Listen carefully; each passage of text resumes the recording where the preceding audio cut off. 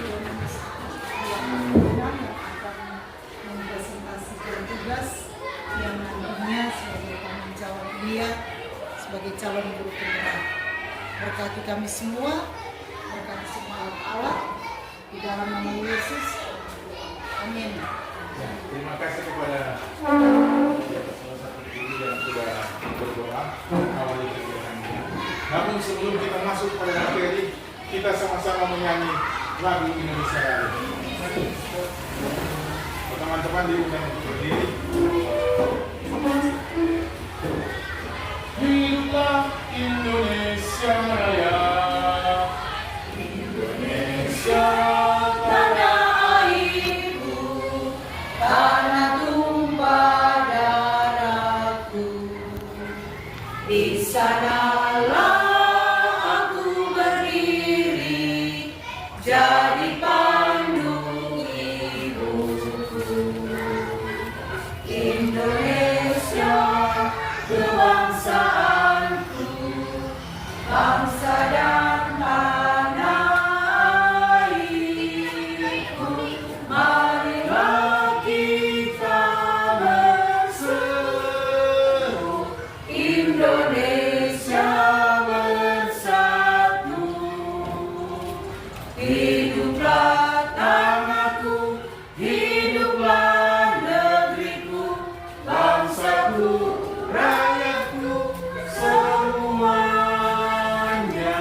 Bangunlah jiwanya, bangunlah badannya, untuk Indonesia Raya. Indonesia Raya, merdeka, merdeka, tanahku, negeriku yang ku cinta. Indonesia Raya, merdeka, merdeka, hiduplah Indonesia Raya. Indonesia Raya, merdeka, merdeka, tanahku, negeriku yang ku cinta.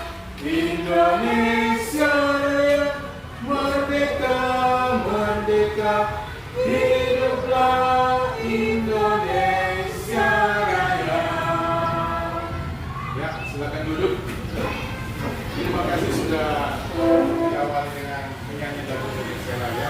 Dan kita masuk pada materi pada saat ini, destinasi budaya positif. Sebelum kita lanjut dengan materi, saya mau bertanya kepada teman-teman guru, apa itu budaya positif? Apa itu budaya positif? Coba kalau ada teman yang, ya, ya, apa lagi?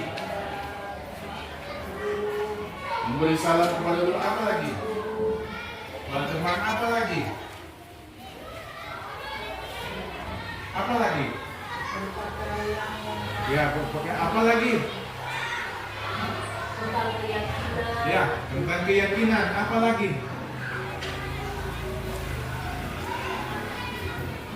Nah, budaya positif, apa yang disampaikan oleh beberapa teman tadi, itu sudah masuk dalam budaya positif. Budaya positif adalah nilai-nilai, keyakinan-keyakinan, dan kebiasaan-kebiasaan di sekolah yang berpihak pada peserta didik. Jadi itu budaya positif. Jadi nilai-nilai, keyakinan-keyakinan, kebiasaan-kebiasaan di sekolah yang berpihak pada peserta didik. Nah, hal ini dilakukan di sekolah agar tujuannya apa? Tujuannya agar peserta didik menjadi pribadi yang kritis, bertanggung jawab, dan hormat kepada guru. Itu tujuannya di sekolah. Dan kita akan mulai masuk pada pemaparan materi. Yang pertama adalah perubahan paradigma belajar. Kedua, disiplin positif. Yang ketiga, motivasi perilaku manusia. Yang keempat, kebutuhan dasar. Yang kelima, posisi kontrol restitusi. Keenam, keyakinan kelas. Dan ketujuh, segitiga restitusi.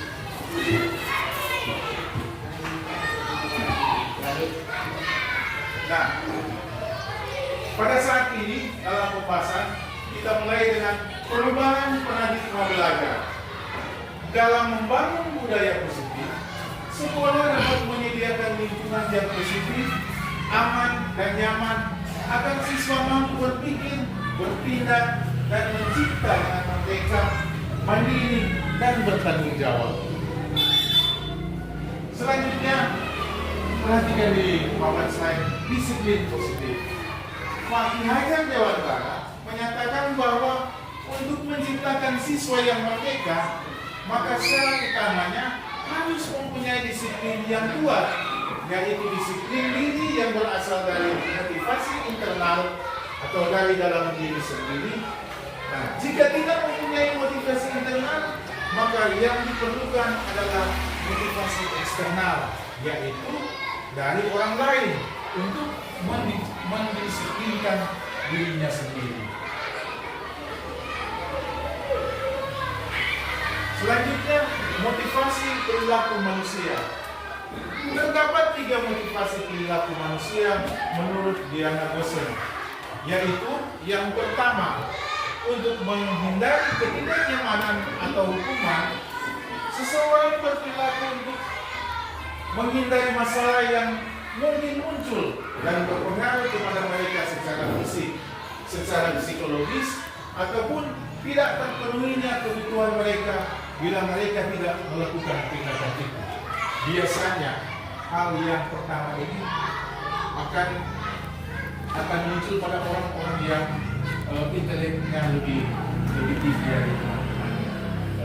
Dia akan seperti ini, menghindari permasalahan yang mungkin akan muncul yang berpengaruh pada mereka secara fisik. Dan selanjutnya, untuk mendapatkan imbalan atau penghargaan dari orang lain, seseorang berperilaku untuk mendapat pujian atau hadiah atau imbalan dari orang lain yang menurut mereka penting dan mereka letakkan dalam dunia berkelas mereka. Dan yang ketiga, untuk menjadi orang yang mereka inginkan dan menghargai diri sendiri dengan nilai-nilai yang mereka percaya, orang melakukan sesuatu karena nilai-nilai yang mereka yakini dan hargai. Nah, motivasi ini akan membuat orang mempunyai disiplin positif karena motivasinya bersifat internal. Selanjutnya, kebutuhan dasar. Semua yang dilakukan setiap manusia tentunya mempunyai tujuan, yaitu untuk mendapatkan apa yang diinginkan. Menurut Dr. William Blasen dalam Choice Theory, terdapat 5 kebutuhan dasar manusia, yaitu yang pertama, kebutuhan bertahan hidup. Kebutuhan bertahan hidup merupakan kebutuhan yang bersifat fisiologis untuk bertahan hidup. Misalnya, kesehatan, rumah, dan makanan. Komponen psikologis dari kebutuhan ini adalah kebutuhan akan perasaan. Yang kedua, kebutuhan cinta dan kasih sayang. Ya, kebutuhan untuk diterima. Kebutuhan ini termasuk kebutuhan psikologis yang meliputi kebutuhan akan hubungan dan koneksi sosial. Kebutuhan untuk memberi dan menerima kasih sayang.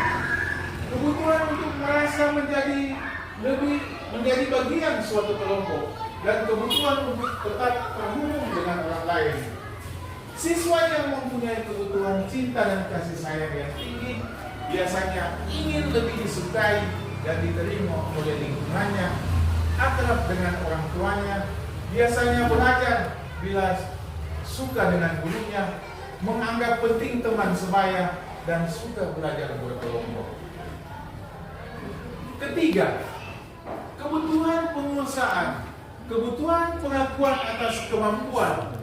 Kebutuhan ini berkaitan dengan kekuatan untuk mencapai sesuatu, menjadi terampil, menjadi kompeten, diakui atas prestasi dan keterampilan, didengarkan, dan memiliki rasa harga diri.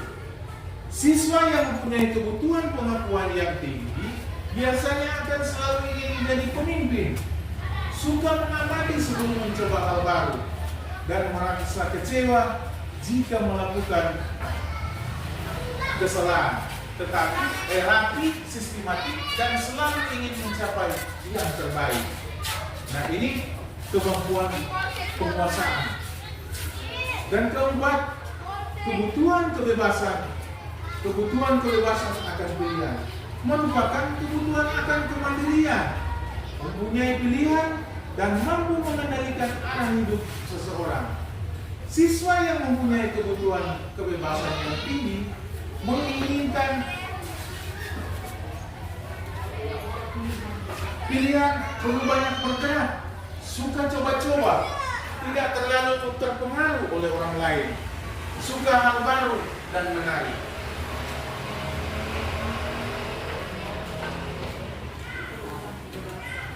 Selanjutnya yang kelima, kebutuhan kesenangan.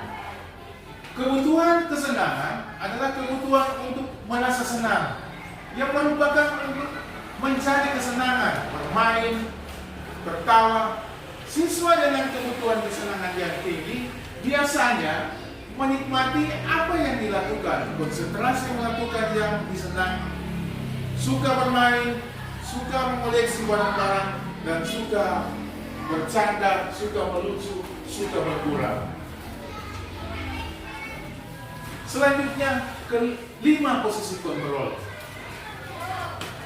Ibu-ibu guru, menurut Diana Gosen, terdapat 5 posisi kontrol seorang guru terhadap siswanya, yaitu 1. Guru sebagai penghukum. Seorang penghukum dapat menggunakan hukuman fisik dan verbal. Guru yang menjalankan posisi penghukum akan berkata, "Patuhi aturan saya," atau "Awas nanti, kamu selalu saja salah." Nah, ini kata-kata guru sebagai penghukum. Dan yang kedua, guru membuat orang merasa bersalah. Pada posisi ini, biasanya guru akan bersuara lebih lembut, menggunakan keheningan yang membuat siswa menjadi tidak nyaman, merasa bersalah, atau rendah hati. Contoh kata-kata guru dalam posisi ini misalnya, "Bapak sangat kecewa dengan kamu. Berapa kali ibu harus beritahu kamu ya?" Nah, ini contoh kata-kata guru yang membuat orang merasa bersalah. Selanjutnya yang ketiga, sebagai teman. Dalam posisi ini, guru tidak akan menyakiti murid, tetapi akan selalu berusaha mengontrol siswa melalui persuasi. Posisi ini dapat berdampak positif dan negatif. Nah, dalam posisi positif berupa hubungan yang baik antara guru dan siswa. Contoh kata-kata guru yaitu, "Ayo, bantulah demi ibu ya. Ayo, ingat tidak semua bantuan ibu selama ini ya. Ayo, ingat tidak semua bantuan ibu selama ini." Nah, hal negatifnya dari posisi teman adalah guru tidak dapat membantu karena siswa akan kecewa dan berkata, "Saya pikir Bapak adalah teman saya." Murid menjadi tidak mau lagi berusaha. Siswa hanya mau bertindak untuk guru tertentu, tidak untuk guru lain, dan siswa akan tergantung pada guru tersebut.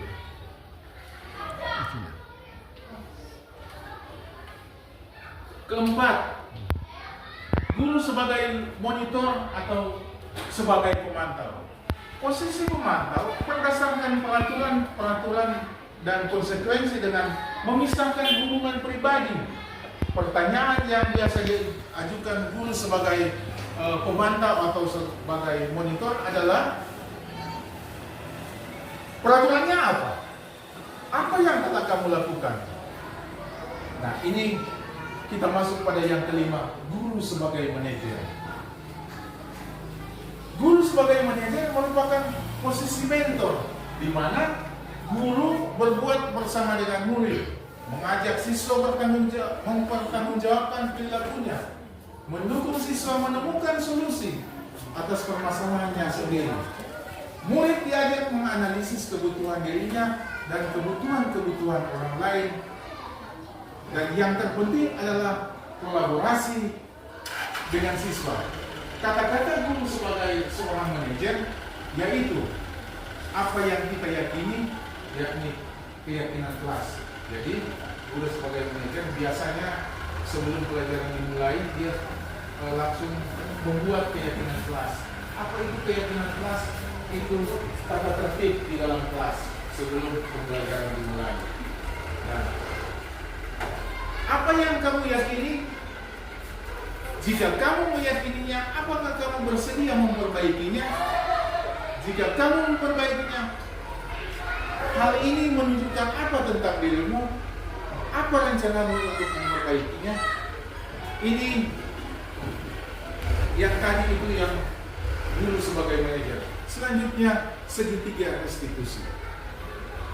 Segitiga restitusi tersebut dibagi menjadi 3 sisi, yaitu yang pertama, sisi menstabilkan identitas. Sisi ini merupakan bagian dasar dari segitiga yang bertujuan untuk mengubah identitas anak dari yang gagal karena melakukan kesalahan menjadi orang sukses. Contoh kalimat yang digunakan kepada anak yaitu, berbuat salah itu tidak apa-apa. Tidak ada manusia yang sempurna. Kita bisa menyelesaikannya. Bapak tidak tertarik untuk mencari siapa yang salah, tetapi Bapak ingin mencari solusi dari permasalahan ini. Nah, yang kedua, sisi validasi tindakan yang salah. Restitusi tidak menyarankan guru berbicara kepada siswa bahwa melanggar aturan adalah sikap yang baik, tetapi dalam restitusi harus memahami alasan dan memahami bahwa setiap orang pasti melakukan hal yang terbaik pada waktu tertentu. Nah, untuk itu perlu dilakukan validasi terhadap kebutuhan dari siswa dengan menggunakan contoh kalimat berikut. Padahal kamu bisa melakukan yang lebih buruk dari ini ya. Kamu pasti punya alasan mengapa melakukan hal itu. Kamu boleh mempertahankan sikap itu, tetapi kamu harus menambahkan sikap baru. Yang ketiga, sisi menanyakan keyakinan. Setelah melalui langkah pertama dan langkah kedua tadi di atas, maka anak telah siap untuk dihubungkan dengan nilai-nilai yang dipercaya dan berpindah menjadi orang yang diinginkan. Contoh pertanyaan. Contoh pertanyaan yang dapat digunakan yaitu, apa yang kita percaya sebagai kelas atau keluarga? Yang kedua, apa nilai-nilai umum yang kita telah sepakati? Dan yang ketiga, kamu mau jadi orang seperti apa? Nah, selanjutnya keyakinan kelas. Keyakinan kelas merupakan nilai-nilai kebaikan atau prinsip-prinsip yang disepakati secara universal. Orang akan lebih semangat atau lebih tergerak untuk melaksanakan keyakinannya daripada hanya mengikuti aturan.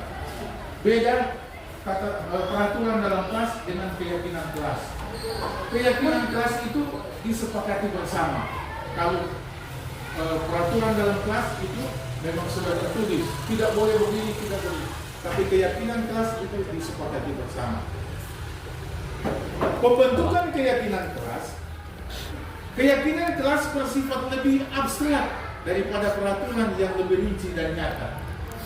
Keyakinan kelas berupa pernyataan-pernyataan universal.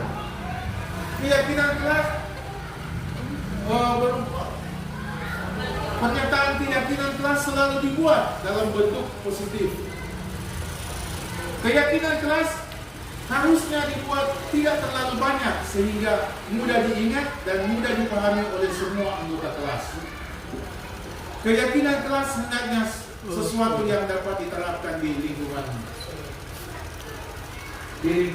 kelas. Jadi keyakinan kelas itu disepakati antara guru dan peserta didik. Semua anggota kelas hendaknya ikut berkontribusi dalam pembuatan keyakinan kelas melalui kegiatan curah pendapat. Semua anggota kelas bersedia meninjau kembali keyakinan kelas dari waktu ke waktu. Lanjut, adapun langkah-langkah pembentukan keyakinan kelas. Kalau biasa peraturan di kelas kita sudah buat sendiri, siswa tinggal mengikuti. Tapi ini harus disepakati bersama antara guru dan peserta didik. Dan langkah-langkahnya dalam pembentukan keyakinan kelas itu: 1. Memberikan kesempatan kepada semua siswa untuk berpendapat tentang peraturan yang perlu disepakati di kelas. 2. Mencatat semua masukan siswa di papan tulis atau di kertas besar sehingga semua siswa bisa melihatnya. 3. Menyusun keyakinan kelas sesuai prosedur pembentukan keyakinan kelas. Ubahlah kalimat negatif menjadi kalimat positif. Contoh, jangan berlari di kelas menjadi berjalanlah di kelas. Kalau biasa dalam jangan berlari di kelas, ubah kalimatnya menjadi berjalanlah di kelas.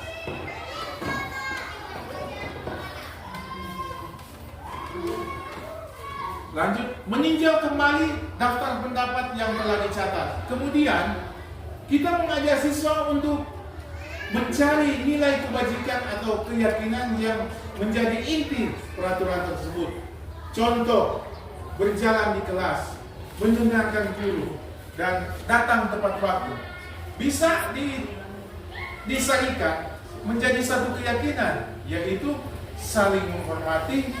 Keyakinan-keyakinan ini kemudian dijadikan daftar untuk disepakati. Dan yang kelima, meninjau ulang keyakinan kelas secara bersama-sama. Hendaknya keyakinan kelas tidak terlalu banyak agar mudah untuk diingat, mudah untuk dimengerti oleh peserta didik. Tidak perlu banyak-banyak keyakinan kelas. Bila perlu, hanya 3, 4, dan 5. Nah, setelah keyakinan kelas selesai dibuat, maka semua anggota kelas dapat meninjau ulang dan menyetujuinya dengan menandatanganinya. Jadi, keyakinan kelas yang sudah disepakati harus ada persetujuan dengan peserta didik. Kita minta tanda tangan kepada mereka supaya mereka bertanggung jawab dengan apa yang mereka. Yang terakhir, ketujuh, keyakinan kelas dapat setelah disetujui dapat ditempel di dinding agar semua siswa dapat melihatnya.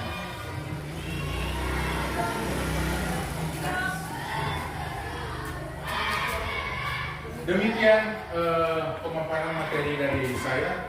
Kiranya ini boleh diterapkan oleh teman-teman guru di kelas masing-masing supaya di sekolah kita sudah tahap demi tahap ada perubahan, ada perkembangan lewat apa yang sudah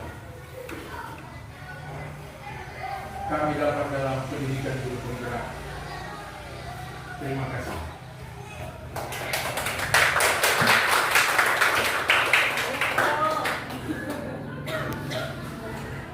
Nah, saat ini saya memberikan kesempatan untuk orang untuk bertanya. Silakan. Ya Tuhan, Kak. Boleh bertanya? Ya, pertanyaan kami kira-kira ada baiknya untuk keyakinan kelas ini dibuat kapan? Apakah di awal semester, atau di akhir semester atau ketika ada kejadian-kejadian yang sudah terjadi di dalam kelas. Terima kasih. Ya, terima kasih atas pertanyaan dari Ibu Lenda. Pertanyaan yang baik. Keyakinan kelas, kebetulan kita sudah memasuki akhir tahun ajaran dan untuk tahun ajaran baru sangat cocok untuk penerapan keyakinan kelas ini. Kalau semua guru sudah mulai menerapkan keyakinan kelas ini di awal tahun ajaran, pasti tahap demi tahap semua ini akan berjalan dengan baik. Jadi nanti mulai tahun ajaran baru. Oke. Ya, makasih. Ya. Sudah. Jawaban dari kami. Kalau sudah tidak ada pertanyaan, kegiatan hari ini akan kami tutup. Ya, terima kasih.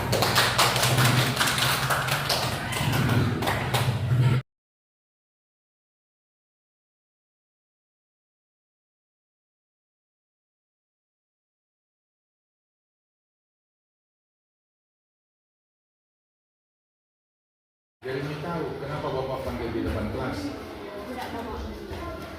Tadi sementara belajar, Jeremy makan. Makan di dalam kelas sementara belajar, apa itu benar atau salah?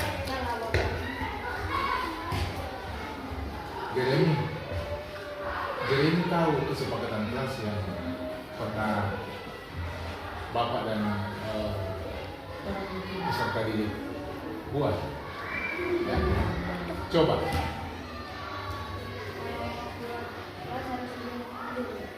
Apa lagi? Jeremy ingat kesepakatan kelas. Kenapa dia melakukan itu? Lapar. Waktu datang di sekolah tidak sarapan.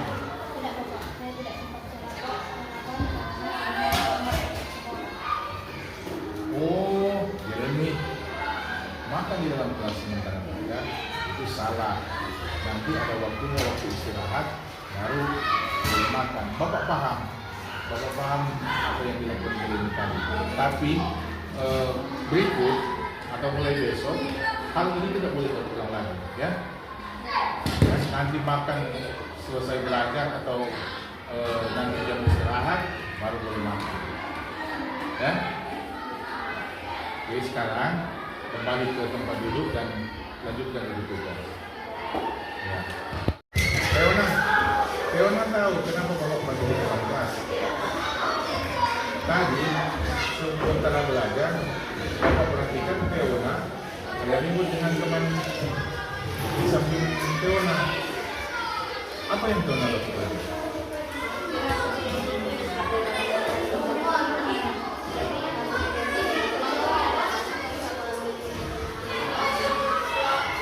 Ambil barang milik teman, boleh atau tidak boleh?